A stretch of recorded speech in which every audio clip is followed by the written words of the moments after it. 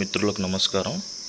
ఇప్పుడు చూస్తున్నది రాముడి సెట్ అండి. మీరు 22 ఇంచులు స్వామివారు ఉంటారు, లక్ష్మణుడు అమ్మవారు 20 ఇంచులు ఉంటారు, ఆంజనేయ స్వామి 10 ఇంచులు ఉంటారు.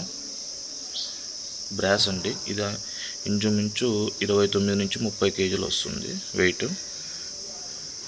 ఇలా చూడండి, సపరేట్గా గద స్వామివారికి.